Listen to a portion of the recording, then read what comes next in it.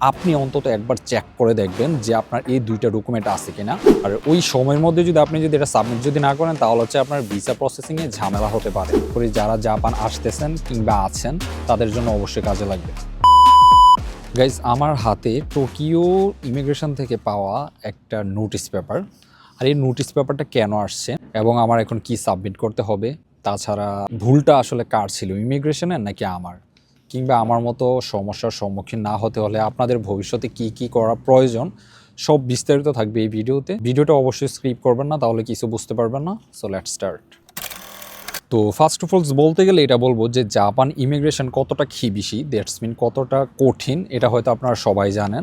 জাপানে হচ্ছে যারা স্টুডেন্ট অবস্থায় আছেন, আমি আশা করি যে আপনারা অবগত আছেন সুসেকি শোমিশো এবং হচ্ছে সেইসেকি শোমিশো, এগুলো কি। তো একটু সহজ করে বলতে গেলে সুসেকি শোমিশো এটার মানে হচ্ছে অ্যাটেন্ডেন্স সার্টিফিকেট, দ্যাটস মিন আপনার উপস্থিতি সার্টিফিকেট। আর 2 নম্বর হচ্ছে সেইসেকি শোমিশো, এটার অর্থ হলো আপনার মার্কশিট। এক কথা বলতে গেলে আপনি কত মার্ক করেছেন, কোন বিষয় কি আসল বিষয়, টু জেড এভরিথিং। এটা হয়তো আপনারা সবাই এই বিষয়ে অবগত আছেন। তো জাপানের ইমিগ্রেশনে যখন আপনি যাবেন, যে কোনো ইমিগ্রেশনে ভিসা কোশ্চেন করার জন্য, দ্যাটস মিন ভিসা অ্যাপ্লাই করার জন্য, ভিসা অ্যাপ্লাই করার সময় অবশ্যই মাথায় রাখবেন যে সুসেকি শোমিশো আর হচ্ছে সেইসেকি শোমিশোটা অবশ্যই নিয়ে যাওয়ার জন্য। তো আমি যে ডকুমেন্টটা সাবমিট করে নাই সেটা ছিল আমার সেইসেকি শোমিশো, দ্যাটস মিন আমার মার্কশিট। আর ভুলটা হচ্ছে আমারই ছিল। তো এখন হচ্ছে আমাকে ইমিগ্রেশন থেকে একটা নোটিশ পেপার দিয়েছে, আর এটার মধ্যে বলা আছে যে আমার সেইসেকি শোমিশোটা আবার সাবমিট করার জন্য। আর এটার জন্য হচ্ছে একটা সময় নির্ধারণ করা থাকে। আর ওই সময়ের মধ্যে আপনি এটা সাবমিট না করেন তাহলে হচ্ছে আপনার ভিসা প্রসেসিংয়ে ঝামেলা হতে পারে। আরেকটা কথা বলে রাখি, যেটা হচ্ছে সবচেয়ে বেশি ইম্পর্ট্যান্ট। দেখুন, আমি আশা করি যে আপনার একটা কাজ আপনি যতটা ইম্পর্টেন্স দিয়ে করবেন, ওই কাজটা অন্য কেউ এতটা ইম্পর্টেন্ট দিবে না বা গুরুত্ব দিবে না। সো দ্যাটস ওয়াই অবশ্যই দায়জিনা যে কাজগুলো আছে, দ্যাটস মিন ইম্পর্টেন্ট যে কাজগুলো আছে, এই যে ভিসা কোশ্চেনের যে একটা পেপারসের কথা বললাম, ভিসা কোশ্চেনের সময় আমি যদিও আমার টিচারদেরকে নিয়ে এগুলো হচ্ছে জম্বি করাইছি, তারপর হচ্ছে চেক করাইছি সব ঠিকঠাক আছে কিনা।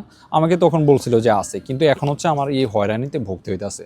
তো আমি বলবো যে অবশ্যই ভিসা কোশ্চেনের সময় আপনি অন্তত একবার চেক করে দেখবেন যে আপনার এই দুইটা ডকুমেন্ট আছে কিনা। একটা হচ্ছে সুসেকি শোমিশো আর একটা হচ্ছে সেইসেকি শোমিশো, ঠিক আছে? তাহলে হয়তো আপনাদের আমার মতো আর ভোগান্তিতে ভুগতে হবে না। কারণ দেখুন, এটা কিন্তু একটা ভোগান্তি, ঠিক আছে? জাপানে কিন্তু মানুষ কখনো ফ্রি থাকে না, এটা যারা জাপানে থাকেন তারাই জানেন, ঠিক আছে? তো এটার জন্য আবার মনে করলেন স্কুলে আসা কিংবা কলেজে আসা, তারপর হচ্ছে আবার অ্যাপ্লাই করা, এটার জন্য আবার 4-5 দিন ওয়েট করা, তারপর 4-5 দিন পর আবার এটাকে সাবমিট করা, এটা কিন্তু খুবই বিরক্তিকর একটা ব্যাপার। আর অবশ্যই স্কুল এবং কলেজ ভিত্তিক কিন্তু এটার দাম একটু কম বেশি হয়ে থাকে। এটা যদি আপনার যখন প্রয়োজন হয় তখন অবশ্যই যাবেন। যেমন আমারটা দেখেন, এখানে হচ্ছে মাত্র 500 ইয়েন। তো 500 ইয়েনের বিনিময়ে কিন্তু আমি 4 থেকে 5 দিন পর আমার এই সেইসেকি শোমিশোটা পেয়ে যাব। তো আপনার হচ্ছে অবশ্যই এটা মাথায় রাখবেন যে ভিসা কোশ্চেনের সময়, দ্যাটস মিন ভিসা অ্যাপ্লাই করার সময়, এই হচ্ছে সুসেকি শোমিশো আর হচ্ছে সেইসেকি শোমিশোটা অবশ্যই আপনারা ইনক্লুড করে তারপর হচ্ছে ভিসার জন্য অ্যাপ্লাই করবেন। আশা করি আপনাদের ভিডিওটা খুবই ভালো লাগছে। আর সবচেয়ে বড় কথা হচ্ছে এরকম ইনফরমেটিভ ভিডিও পাওয়ার জন্য অবশ্যই আমার চ্যানেলটাকে ফলো করে রাখবেন।